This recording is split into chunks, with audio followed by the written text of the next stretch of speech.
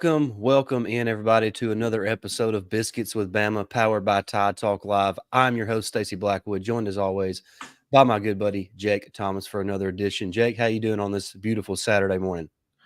I'm doing good, man. I don't know about you, but since this game is like at midnight tonight, I'm planning on taking a nap today at some point. I know football is on, but my God, that's that like we said before the show started, it ought to be illegal to have a game at 8 o'clock at night. Yeah, we're gonna make a plea real quick with the internet world to no longer allow 8 p.m. Central kickoff times for us Alabama fans because that's rough.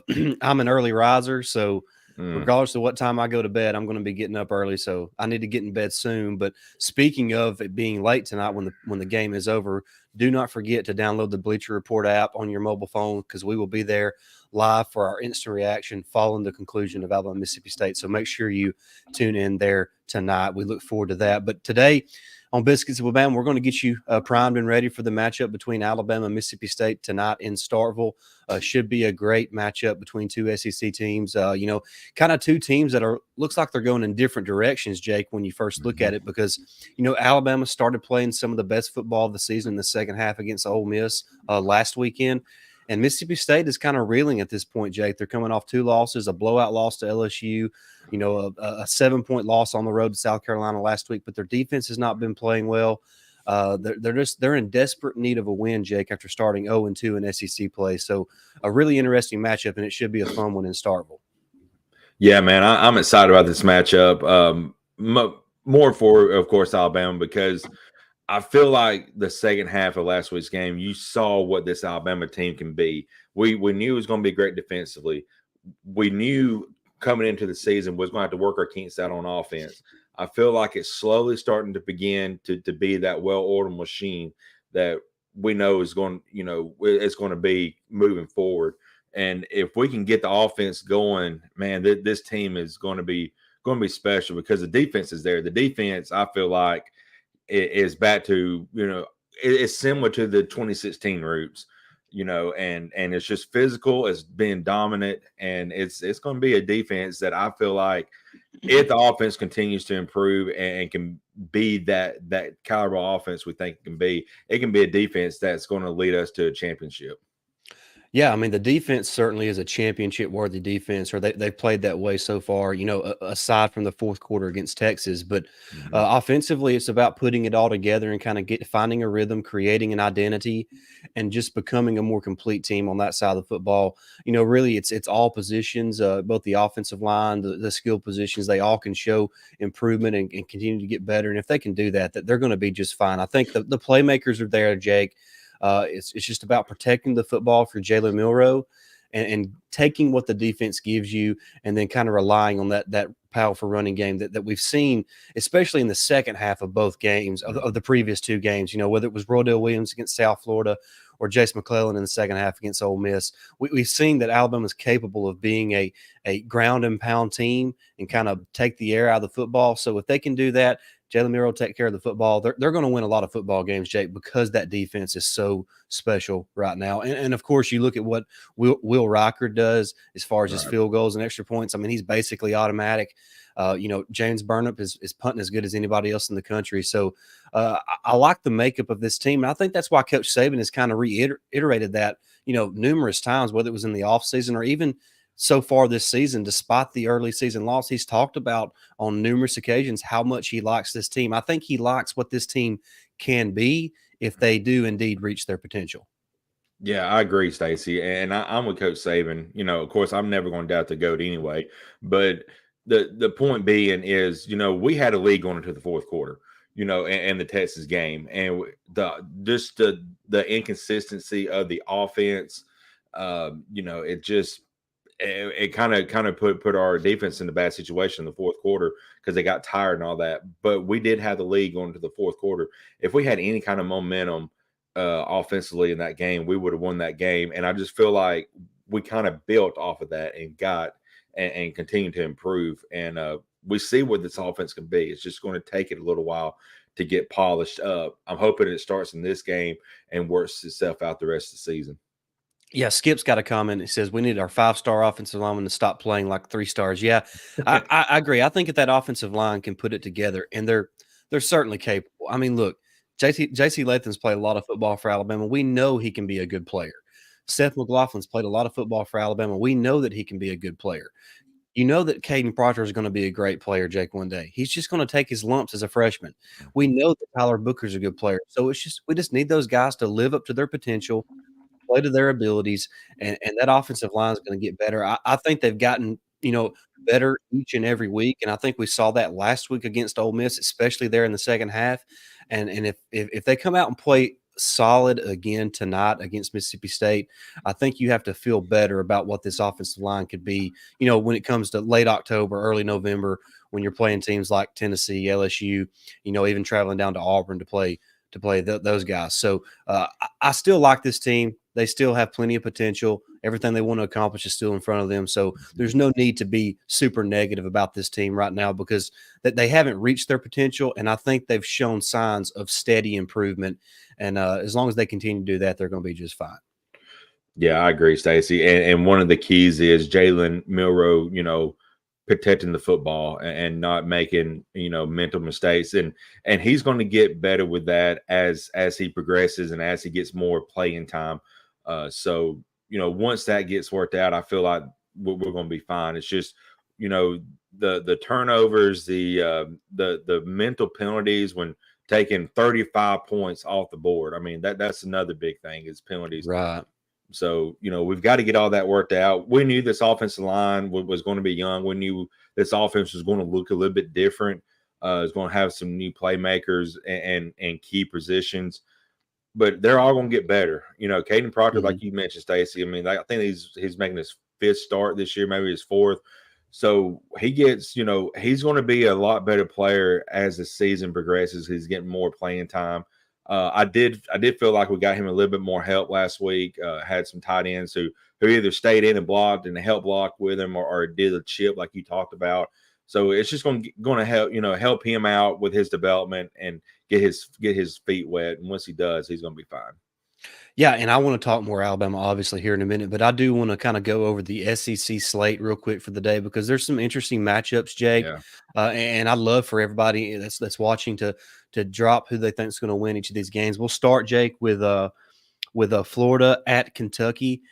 Actually, Kentucky is a 1-point favorite. So wow, that's basically a push, Jake. Who do you like in that game, real quick?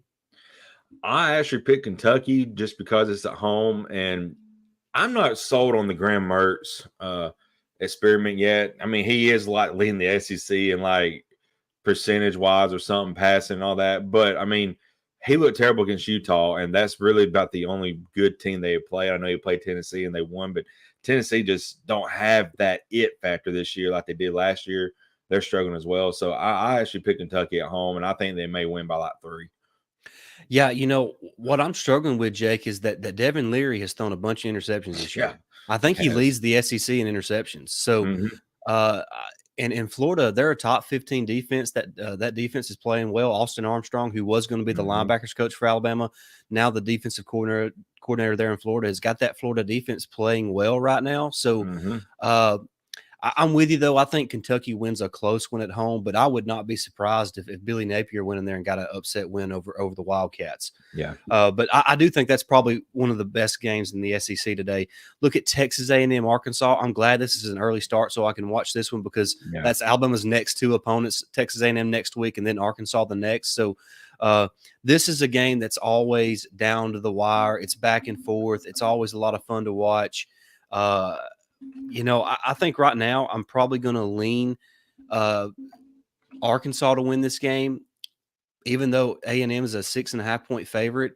Arkansas is due a win, Jake. They're a better team than what their record indicates. I mean, they honestly they should have beat BYU. They outgained BYU by nearly double and somehow lost that game.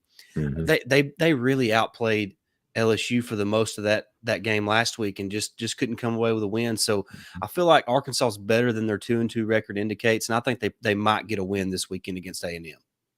Yeah, that's a very interesting game, and with the news of Connor Wigman coming out that he's hurt, Max Johnson's not a bad quarterback, but scheme wise, they're going to have to figure something out on A&M. And one of the things I had mentioned, I said this might be the week you see the rift between Jimbo and Bobby Petrino start, because if they start sputtering a little bit, because I'm with you, Stacey. I think Arkansas is a really good team, and they gave up a touchdown in the last 6 drives against LSU. I mean, that can't happen, especially when you got a lead like that. So I feel like they're a lot better team than what they have shown so far, and I think they get a big win against A&M. Which, if they do, A&M is going to be fighting mad when we go up there next week. So we're going to be in a dogfight. Honestly, we need A&M to win this week so they feel a little better.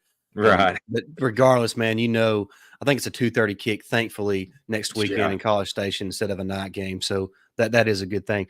We're going to go to Missouri at Vanderbilt next. Vanderbilt started 2-0. I think they've lost 3 straight. Their defense is abysmal. I mean, they're terrible. And Missouri, they're an interesting team, Jake. They're like maybe the surprise team in the league so far this season, starting 4-0, ranked 23rd. But this is one of those games in the past that Missouri finds a way to lose. I know. Do you think that's the case this weekend? I don't. Vandy, I don't know, man. I was really hyped on Vandy, just because I like Vandy and I want them to succeed. But losing to UNLV that's just pitiful, just absolutely pitiful. So Missouri, out of the 3 the teams we've already talked about, Kentucky, Florida, now Missouri, one of these teams, I feel like one of those 3 teams is going to be second in the West or in the East this year. That is insane to talk about, because I figured South Carolina would probably taking the East, the second place in the East again, but South Carolina hadn't looked that good either. So I'm taking Missouri to win this, and probably win by at least 14 to 20 points. Yeah, I'm with you, Jake. Despite that this being a game that Missouri generally loses, I think they're a better football team. I think they're a more balanced team. They play more complementary football. The receiver, though, he got banged up last week, right? He's a go, though, right? Luther Burton, he's a go, right? Okay. Yeah, he is. Okay, so I just don't think that that Vanderbilt has the horses to keep up with Missouri right now. Skip, thank you for the $10. Yep, thank you, Skip. Much appreciated. All right, Jake. Next up, we'll look at South Carolina and Tennessee. These are 2 weird teams this season, Jake. They're so weird. Like I don't know. You got to think that Tennessee's got some motivation after what happened last year in Columbia. Mm-hmm. So I'm going to pick Tennessee. They're the home team. They're the more talented roster at this point. But I don't even know what to think about this game, to be honest with you. It's a 11.5 point spread. That seems a little high for my taste. I think South Carolina covers, but Tennessee wins this one. Yeah, man, this is such a weird, game, because you feel like both teams ought to be better than what they have played so far. And Tennessee, they've been struggling on offense a lot here lately. Joe Milton just cannot connect with receivers, it seems like. And South Carolina had a lead at halftime against Georgia, and then just could not do anything in the second half. And if they put a lead up on Tennessee the first half, they're going to have to keep the momentum going in the second half if they want to win this game. But I just think Tennessee's just a little bit better overall, talent-wise, than South Carolina. So I'm going to pick Tennessee. Yeah, I'm with you on that one, Jake. Next up, LSU and Ole Miss. What a great game. Ole Miss needs a win, Jake. This is a big moment for Lane Kiffin. And with LSU already having a loss in the season, it's a big game for Brian Kelly and the Tigers as well. So I think LSU's the better team. I don't think there's any question about that. But I have to feel like Lane Kiffin's going to have something up his sleeve this week. And I just got a gut feeling they may pull off the upset against LSU today. Yeah, I feel like Ole Miss needs the win today, because it feels like Lane has not won like a big game since he's been at Ole Miss. He's won 9-10 games, but it hasn't won a big game. He hasn't beat Alabama. He hasn't beat LSU's, to spark his season. So I feel like he needs a win against LSU today because he's already lost to Alabama last week. He needs a win today against LSU to, build some momentum because it's not a good look for him. I mean, he's a great coach, but not beating your top rivals you're not going to go far in this league for sure. So give me Ole Miss just because I feel like you said, he's going to have something up his sleeve to try, to try to get that victory today. Yeah, and that's one of those other games that I would stay away from if I was a betting man. Yeah, no kidding. All right, Jake, before we get to Mississippi State and Alabama, let's look at Georgia at Auburn. Georgia's a team like everybody else in the country. They have not looked elite. They look good. They look great in moments, but I just did don't. Beat LSU last year. I forgot about that. My bad. Yeah. Auburn just ain't got enough horses to keep up with Georgia, Jake. Their offensive line's putrid. They don't have a good quarterback. They're not going to be able to hang with Georgia. Yeah, like I mentioned on the show Wednesday night on SC After Dark, this is battle for Georgia. So I mean, you got West Georgia versus the state of Georgia. So give me the state of Georgia here because I think Georgia is a lot better team for sure, even though they've kind of had their struggles offensively. But Peyton Thorne, Auburn fans were all hyped about this kid, and he threw 27 yards in 4 quarters against A&M. I'm not sure. If you asked Hugh Freeze behind closed doors if he would take Tyler Buckner right now over what he's got at Auburn. Exactly. So, they're in shambles down there, because it's kind of weird because Hugh Freeze is an offensive mind, and they just cannot get their offense going right now. Well, but I'm going to say this, and I do think he'll help Auburn improve a little bit, right? Because he is going to bring in better talent. But Jake, I think his offense has been passed over.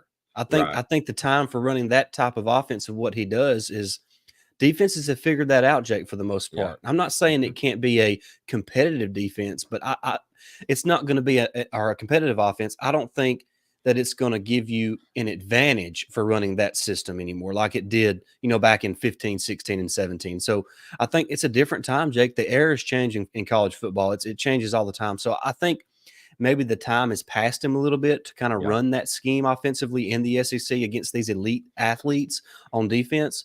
So he's going to have to do some change ups there. And I like Georgia just got way too many dudes for Auburn this year. I mean, I do think Hugh Freeze is a good coach and he'll get better players in Auburn than what we've seen over the past few years with Gus Malzahn or Brian Harsin.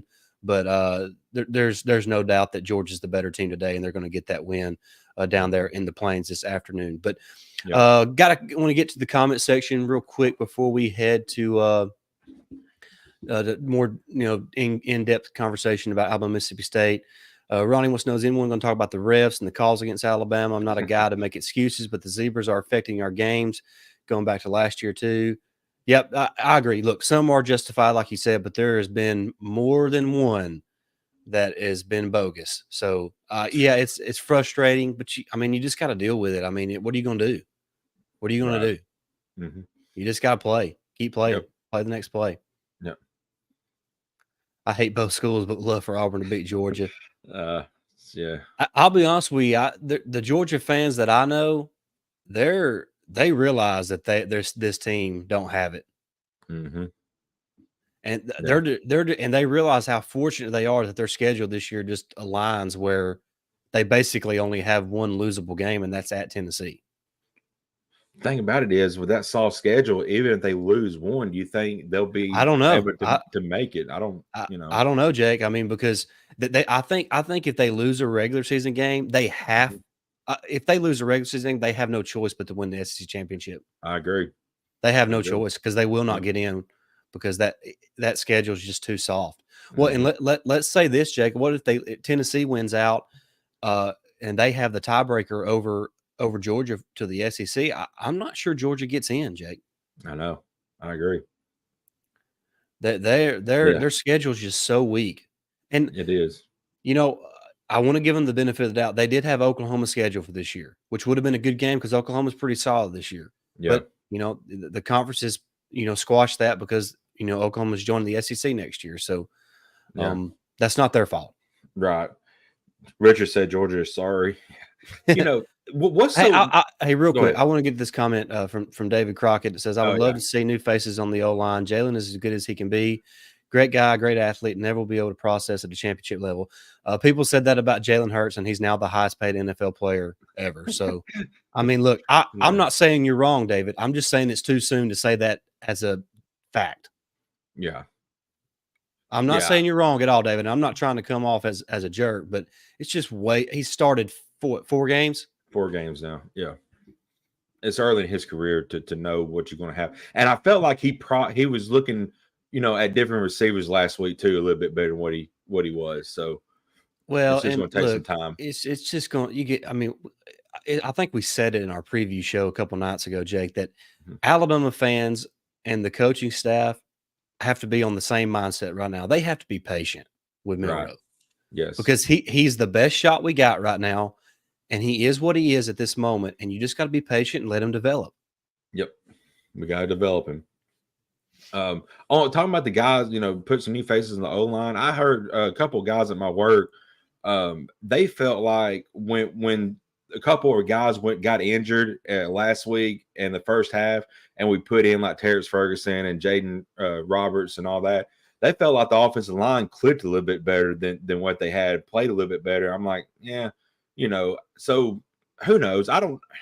Dalcourt is Dalcourt. We've talked about him, and he's a great ambassador for the university and all that. But I mean, he is who he is. I don't think there's anything he can't make that next step. Yeah, I You mean, know, he is yeah, developed probably to his max capability. And the right. truth is, he's played pretty solid so far this year. I think he has too. He hasn't been a complete liability. Look, Yeah, the offensive line is a lot like what we need to be with the quarterback. Just be patient. right, It's every single season, Jake. The offensive line starts out slow.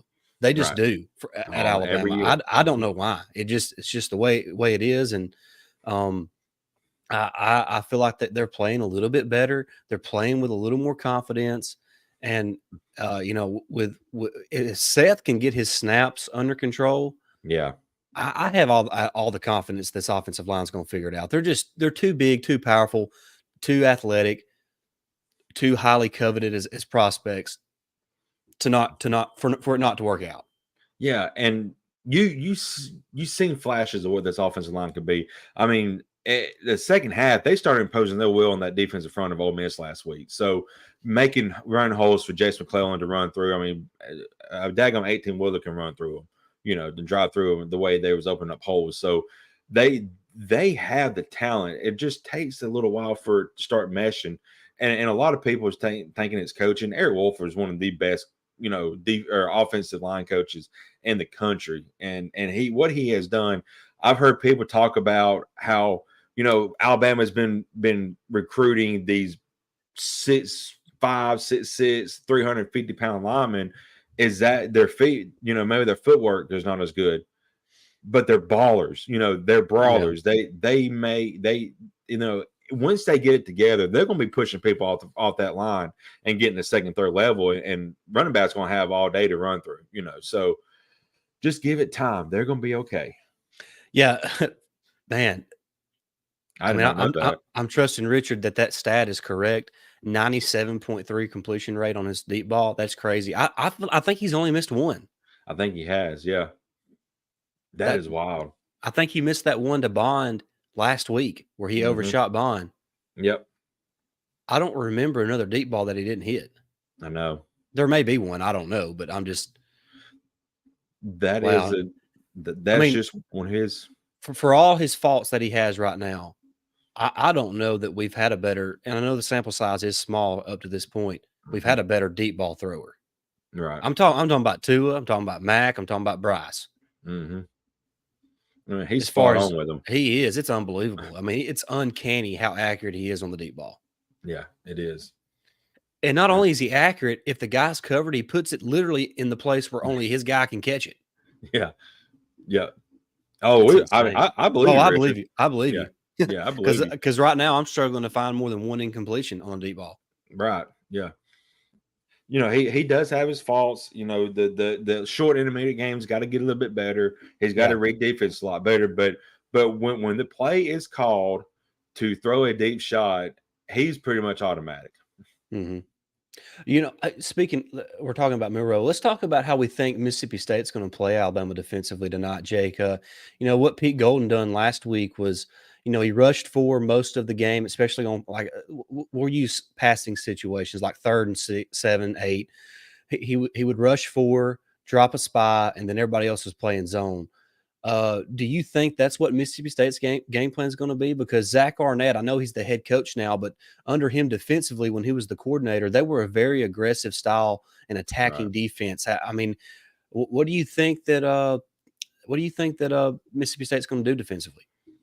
Yeah, I can see them doing something similar to that. I wouldn't be surprised to see 5 or 6 coming, if it's a 3rd and long situation, just to try to get Jalen uncomfortable and moving out of the pocket. But of course, I think once he starts developing and once he starts getting a little bit better, teams are going to realize you don't want Jalen and Miller running out of the pocket, because he starts using the legs.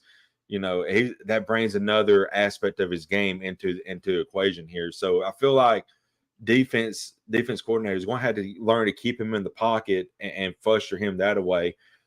So yeah, I think you bring 4, then potentially 6 on like 3rd and 5 and longer situations. Just try to get him down before he finds a guy he wants. Yeah, I think that's the way you got to attack him right now, because you don't want to. First of all, you don't want to leave guys like Burton and Jalen Hale and Isaiah Bond 1-on-1 in single coverage matchups, because they're going to blow by you. And then Miro is going to hit them. So they're probably going to run a lot of drop zone coverage, rush 4, maybe 5, even up to 6 on certain situations, and have that one spy on him, because he's just so dangerous. And what Milroe has got to understand, that if he's got somebody spying him, that means there's a zone left unaccounted for, or there's a back or a tight end or somebody slipping out that's going to be left unaccounted for. So it's just about the processing of the game and realizing that he's got a hot check that he can get to, or a hot read, whatever you want to call it. And somebody's going to be open. So it's just about processing and learning who that guy is, on each situation. And I feel like he's becoming more confident in himself and his abilities. And Jake, when a player with his type of skill set becomes confident, man, the possibilities are endless, because that dude has elite tools, Jake. He has elite tools. I mean, he can throw it 45 yards across the hash on a rope without even having his feet set. Right. Yeah. I mean, I'm all in on Milroe. I hope and pray he continues to develop, because, man, he's got elite potential, Jake. He really does. Yeah. I would sit here thinking, last week, when he got hurt, we talked about it. He was sitting there, and then, he just jumped up and then got excited all of a sudden. I was just sitting here thinking, I was like, that reminds me of Bobby Boucher, when he got hurt and they gave him the little water, he just jumped up and ready to play again. I was like, that reminded me of that. I don't know why. It's just a random thought coming in my head, but he's just a special talent. He's a work in progress. He's still a raw prospect, I would say, but he's coming around a little bit. I mean, the second game it'd been his 3rd start of his career was against Texas, and that is a tall task for a 3rd start guy to lead a team to victory without having some help on the back end. We didn't really run the ball that well for him, and all that. So I know a lot of people put some of those, put the offensive struggles in his hands, and rightfully so. But like you had mentioned before, Stacey, usually when the quarterback gets the praise is the team's, what was it? The quarterback gets praise, or the team gets all the praise when the quarterback's doing well, but when he's doing bad, it's all the quarterback's fault. So something like that. So, well, there's got to be a scapegoat, and it's the easiest to point fingers at the quarterback, and it just kind of comes with the territory. But you mentioned the Texas game, and I know that we talked about it in our preview show of the Texas game, about how we're not sure that Alabama would face a tougher front 7 than what Texas had defensively, Jake. They got 2 or 3 dudes on the defensive line that are going to be NFL players, a couple linebackers that are going to be NFL players. So that front 7 for Texas is about as good as it gets in college football. So I think it's important to remember that, like you said, the second game of the year, his 3rd career start. Sometimes stuff like that happens. And Right. I'll get to the comments here. I love Milrow, good kid, well spoken, athletic freak, Mhm. and a damn cannon for an arm, no doubt. Yeah, for sure. Ronnie says I point at the OC. Yeah, I thought the game plan and the play calling was a little better last week against Ole Miss. Yeah. I would still like to see about a double amount of what we saw as far as QB design runs and what we saw last week against Ole Miss. So, but the truth is, Tommy Reese is still figuring this team out. I mean, it's his first year Yeah. there. He's still figuring out what he's got in this roster, what he needs to do, what everybody's look. Because you can practice all you want. But until the lights come on and it's a game, you really don't know what type of dude you got on that field. Mm-hmm. So, I mean, this is going to be his sixth game. What game is this? Let's see. This is what we're Game five. for. Game five. Yeah, we're Game five. 3. Yep. So this is his 5th game calling plays for Alabama. So he should have a good feel of what he has as far as a roster goes and who his playmakers are. So I think you're going to start to see a little bit better Tommy Reese as well. Yeah, another comment that Ronnie made, he said earlier, we had the best special teams with Rockard, blocking punts, running kicks back, punter averaging 47 yards a punt, take away the fourth quarter of the Texas game, and we had the best defense. And I want to look at that last part about the best defense, and we talked about it earlier. I believe we do. Now, I know it's South Florida, but we held them 3 points, and really, I don't know what Kool-Aid McKinstry was doing on that punt, but once he touched it, they put them automatically in field goal range. So they gave them a 3 easy points. We could have shut them out that game. Even though we struggled offensively, we could have shut them out. And then a high-powered offense like Ole Miss last week, holding them to 10 points, and really just a bust of coverage, in the red zone, leaving the Grand Canyon right there open in the middle. So, I mean, honestly, you don't know what could happen if we would have stopped that play. They still could have scored. I think that was like a first or a second down. They could have scored on the third down, but you could say that they could have held them to a field goal, and Ole Miss would only had 6 points last week. I mean, this defense is legit. Yeah, I mean, there's no doubt this defense is playing as good as anybody else in the country right now. I mean, you got to think they've already played Texas and Ole Miss. I'm not sure there's another team in college football that's played 2 offenses as potent as they are so far this season through 4 weeks. So they've been tested. Great point. Ole Miss was averaging 10 points a game and was held to 10. I mean, at 52 points. At 52 points a game. Yeah. That's crazy. So, great effort from the defense. I think they're getting better every week. Well, I mean, Deontay Lawson exited that game fairly early.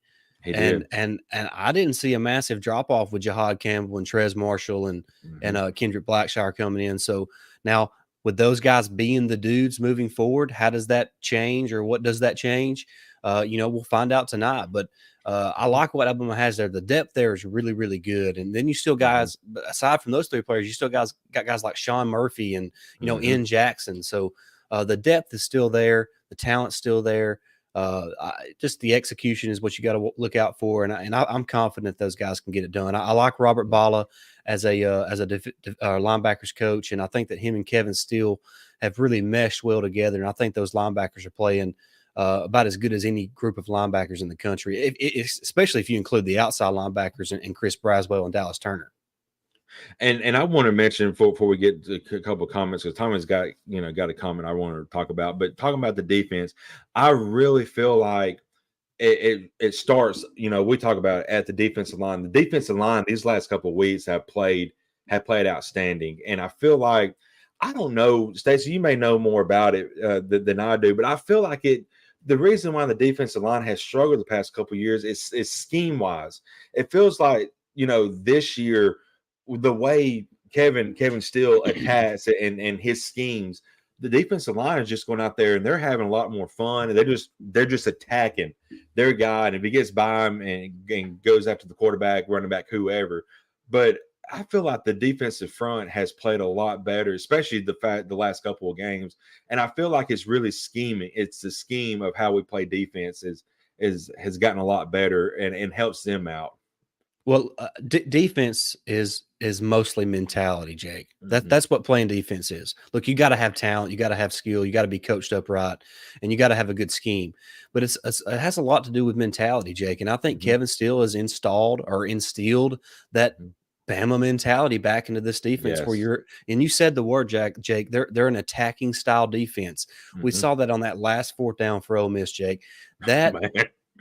that is the call that you have to make in those situations. If they Yep. beat you after you bring the house on a double safety blitz on 4th and 16, then they Mhm. just beat you.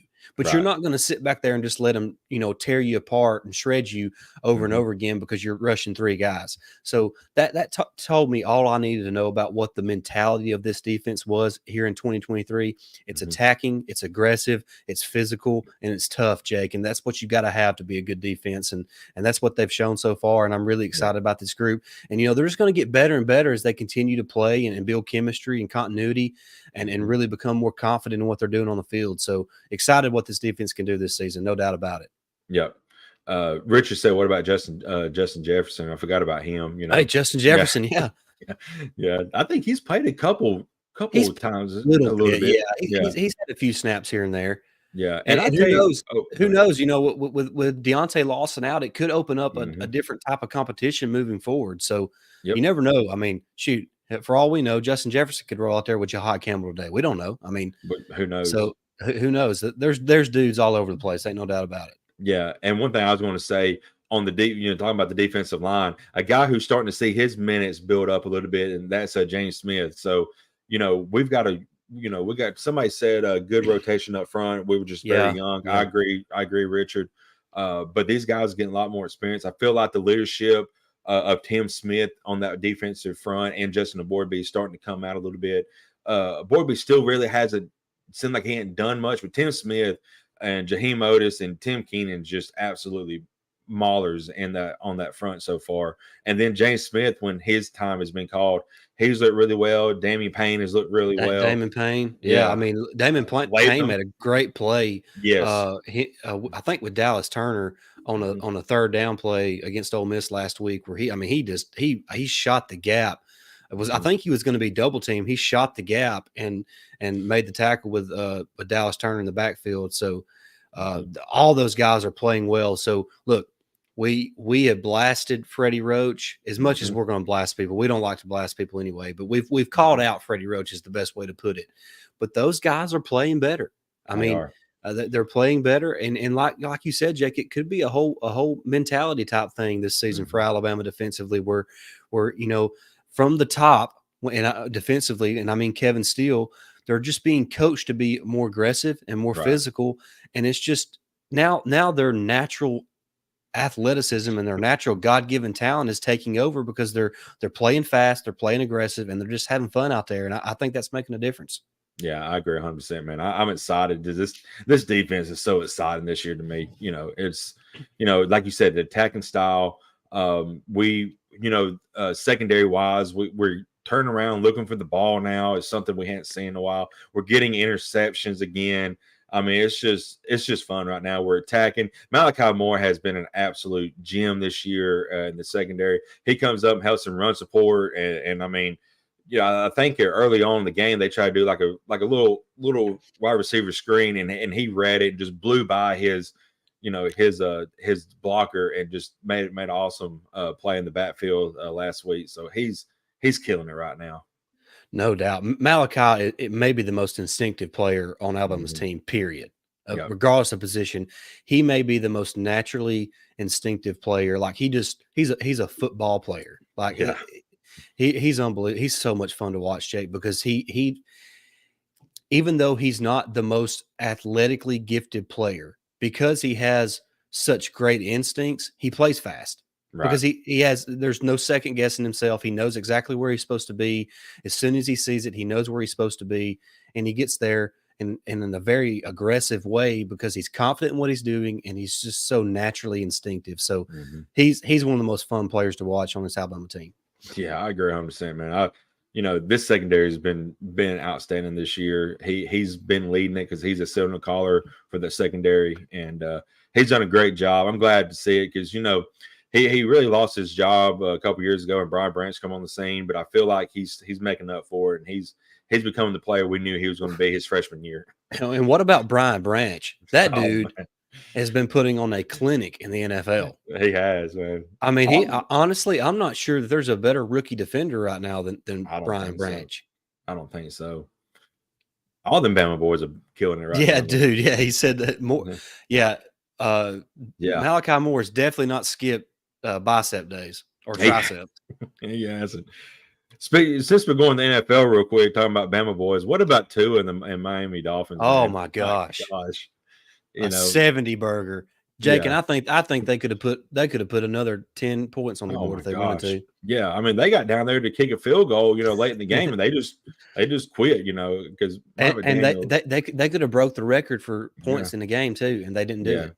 So so props to Mike McDaniel on that. I mean, that's how you win with class. Look, right. I mean, sure that record would have been fun to have, but what do you gain from it? I mean, does that make your team better? No. Yeah, exactly. So and Tua right now is the best quarterback in the NFL. I was going to say I'm not saying he's an all-time great like Patrick Mahomes is going to be but Jake, right now, as far as who's playing the best, it's Tua. Mm-hmm. There's no question about it. His accuracy on every throw is it's unbelievable. It's unbelievable. And they did that without Waddle, like Ronnie said. But I saw some comments. Somebody had made the mention that Tua wouldn't be as good without Tyreek, Hill. And there was like, Tua's not the one out here averaging, 10 yards per pass or what, after catch or whatever. I was like, you got to have a quarterback to get throw it to Tyreek because he's so daggum fast. If you ain't got nobody to throw the deep ball. Well, and look, one of the biggest or one of the most important factors in yards after catch is the accuracy of the throw. Right. So, I mean, if the ball's not accurate, the receiver can't get yards after catch. Mm-hmm. So, I mean, look, there's no doubt he has two of the most electrifying weapons in the NFL. There's no doubt about that. And now it looks like David Achane, the rookie running back at A&M. I mean, I seen a stat in if you would have had just Miami players on your fantasy team, you would have scored like 196 points last week. Good night. I need to change my fantasy team up then. Just pick up all of Miami. Yeah, pretty much. Get their defense, everything. And that was without Waddle. I know. That is wild. Crazy, you figure people would, when Waddle was out, would probably double team Tyreek Hill. And what was so funny, there's been some video come out this week. He ran the wrong route on that touchdown pass he got. He was like, I ran the wrong route. I was like, well, you was open, just run. So, but there you go. That there's Tua. He probably knew what route Tyreek's supposed to run, but he looked over there and didn't see him. He was like, where is he at? And he see him in the middle of the field just wide open. It's like, oh, there he is. Boom. So yeah. Hey, crazy. and you talk about processing. Nobody processes faster than Tua. No, man. God, he's amazing. And the way I don't remember who put it up on Twitter, but somebody did a breakdown of one of his throws. I think it was from the week before last, or it might have been against the Chargers in week 1. I can't remember. But there was a play where he was, he's left-handed, but he was looking right. And in a split second, he somehow got his feet completely under him and went back to the middle of the field and hit Tyreek Hill on a crossing route about 25 yards downfield. I mean, right in stride. Right. His ability to process and then gather his feet and be so technically sound and then deliver the football accurately, it's unbelievable. He is so much fun to watch. He is. Dude, I hope that dude stays healthy. Jake, if he stays healthy, he'll be the MVP, and Miami will be right there in the hunt for a Super Bowl. So I'm hoping Tua can do it because he's had so many people talk about him over these few years because of his injuries. And look, injuries have been a thing. What I understand, I think Burrow's played like in 2 more games than what Tua has in the same amount of years in the NFL, but nobody talks about Burrow's injury history. I know. Yeah. And I like Joe Burrow. I'm not even talking about Burrow. It's not Burrow's fault. I'm just saying, like, what's good for one is good for the other. Right. I mean, he missed the whole season because of the ACL injury. So I know that's what I'm saying. I mean, you can't talk about Tua's injuries when Burrow's on and not talk about Burrow's when Burrow's played like in 2 more games. Seriously. Right. Exactly. So, but yeah, so it's certain. Yeah, Patrick Surtain. I hate for him in Denver. They're just struggling right now. Woo, Yeah. golly. Yeah, they did make a special helmet. I do remember them talking Yeah. about that. So, Yeah. And dude, that boy's thick right now too. yeah, he's eating good somewhere down there in Miami. So, but marriage has been good man. to him, man. Yeah, He that's done usually what beefed up. happens. He That's done usually what beefed happens. up. Yeah. Maybe that's what he needed, get beefed up after getting married. That's right. All right, Jake, let's get back to real quick before we head out tonight. Let's talk about this Alabama Mississippi State game. What we're expecting. Jake, before we go, I want to ask you if there's one thing that you want to see tonight from Alabama, offense, defense, special teams, whatever it is. What is that and why? I would say get the ground game running or ground and pound going early.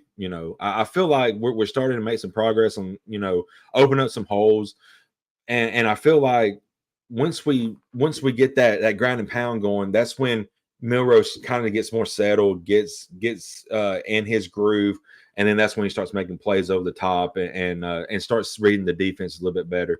I don't feel like we need to put it all in his hands early on. Let these 4 and 5-star running backs get the ball, make holes, and then that will open up play action pass that's when I talk about Tua. That's when Jalen can hit one deep. So I feel like we need to get the ground and pound going early on in this game. And I feel like we can, like you talked about, Stacey. Mississippi State, their defense has kind of struggled this year. So I feel like we're going to be able to move the ball tonight a lot better than what we have in previous games. And I really thought we moved the second half, especially, we moved the ball pretty well against Ole Miss. Yeah, controlling the line of scrimmage is going to be huge, Jake, because if Alabama controls the line of scrimmage, they're going to win. I mean, that's just – they got better dudes everywhere else on the field. So if they control the line of scrimmage on both sides of the football, they're going to win. And so it's just about allowing those playmakers to make plays and do what they can do. There's a couple things that are really important tonight. I think miscues, whether it's pre-snap penalties, touchdowns being called back, getting the ball at the 1 yard line on 1st and goal and getting in shotgun, just self-inflicted wounds, I guess is the best way to put it. Eliminate those or at least minimize those so that's not something that sticks out in the post game. I mean, Alabama left a minimum of 10 points on the field in the first half against Ole Miss last week. So that's something you can't have. So I just want to see Alabama either eliminate or just extremely minimize the self-inflicted wounds, especially on the road, Jake. The road has been a tough ass for Alabama the last 2 seasons. I think their margin of victory over the last 2 years on the road is 34-26. So been a lot of tight games, been a couple losses. I think they're 7-3 in their last 10 road games. So I just want to see Alabama eliminate the self-inflicted wounds, because if they do that, Jake, they're going to beat most teams because they got better dudes on the field between the white lines. So just take care of the football, don't hurt yourself, and just play Alabama football. Just like you said, ground and pound, play action deep balls, and play tough physical defense, and you can walk out of Starkville with a win. Yeah, I agree, and I agree with you, Stacey. I really want to see a complete first half on the offensive side of the ball. I feel like we hadn't done that yet. So I want to see it all put together in the first half and continue that in the second half. And I'll say this, I think overall this team has been far more disciplined than what they were last year. Yes. It's just the penalties this year, every one of them have been massive ones. Like they've all 5 touchdowns called back for penalties, Jake. I mean, that I know that's 5 penalties. So if you take away those 5 penalties, think how many points you have. You're among one of the best scoring offenses in the SEC at that point. And and you may have a different outlook on the team. So it's just eliminate those self-inflicted wounds. I do think overall they are a more disciplined team because the penalty numbers are down this year. I can't. I'm going to look that up real quick here in just a second, but I do think the team is more disciplined this year. It's just about eliminating those costly ones that are, either drive killers or, taking touchdowns off the board, which is something you cannot have. Yeah. And I may be wrong with this, but I believe maybe 3 or 4 of those penalties that are called back were touchdown passes that Jalen Miller had thrown to a wide open wide receiver. They got away. So, his stats would be a lot better if those would have counted and not have been brought back. But Yeah, I'm with you, Stacey. The penalties and the discipline has been a lot better.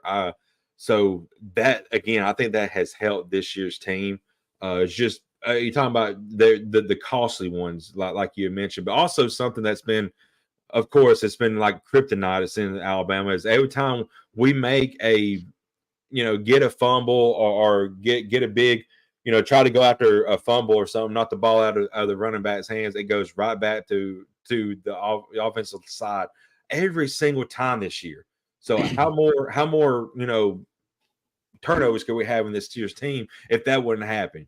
So this Right. team seems a lot more disciplined. It's a lot more physical, and it's attacking like we mentioned earlier. So this team's a lot different than years past teams. Yeah. Okay. Just so the way I felt about the team is proven by this, Jake. Last year, Alabama finished 129th out of 131 teams in penalties per game. God.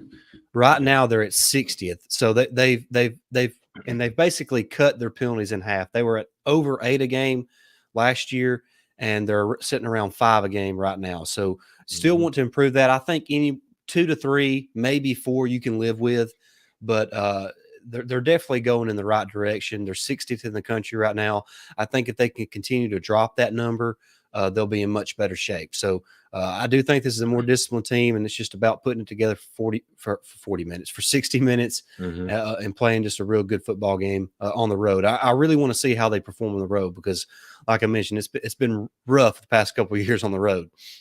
Yeah, and well, hold on. Rough for Alabama standards. They're 7-3 on the road. 90% of college football would beg for that kind of road record. Yeah, but no kidding. For Alabama standards, it has not been pretty.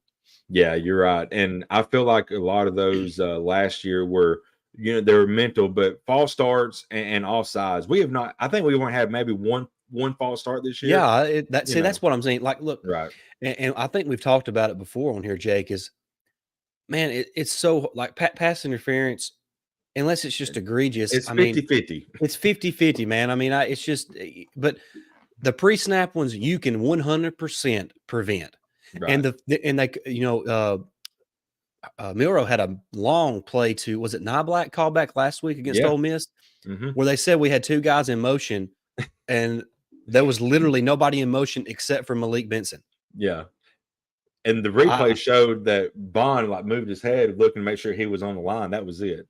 I guess moving your head is, motion now. I don't think that's so. I mean, sometimes you kind of get jewed a little bit by the zebras, but that's part of the game. You got to live with it. That's right. Ronnie, you're right. I feel like Burt has improved this season for sure. 2 of those were callback that he would have had touchdowns on. So, and he made an awesome play in that Texas game when they tipped it up in the air. He was just right there and caught it. So it was a great play by him, but of course it was taken off the board. So he has improved, and we talked about him as well. A guy would need to step up because, I feel like he just didn't really have a great season last year with all the drop stuff. And I don't think he has dropped a single ball so far yet this year. I think we have 1 drop pass on the season, Jake, and that was from Jace McClellan. I think that's it. Yeah, that's insane. All right, Jake, we're fixing to head out, but I'm going to throw something at you real quick. Give me a bold prediction for tonight. I know that's tough, but you may be ready. I don't know. No, but I think I've got one, and it may surprise a lot of people, but I'm going to say Jalen Milroe throws for 4 touchdowns and 300 yards. Woo! Golly, that's awesome. I just, I think he's going to have a good game. I think he's starting to get a feel of things, and if the offensive line can protect him, I think he's going to have a big game. All right, if he's throwing for 300 yards and 4 touchdowns, who's the leading receiver? Yardage wise. I'm going to say Bond. Okay. And he's doing another big game. He hadn't had a big game in the last couple of weeks. Yeah, but I'm also going to say keep an eye on. We talked about him last week, Jalen Hale, or our pregame show. Jalen Hale, I feel like he's fixing to have a big part in this game, the game planning moving forward, because he's special. He is absolutely special. I'm going to go with a bold prediction tonight that Justice Haynes makes a first half appearance and makes a little bit of noise.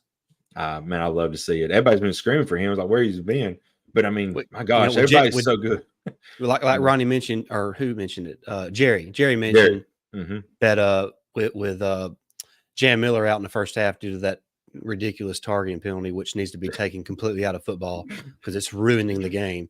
We could talk about everything that's ruined the game and be here for an hour. Yeah, there's an opportunity for Justice Haynes to get in the game today. So I look for him to make a first half appearance, and when he gets in, he makes a play.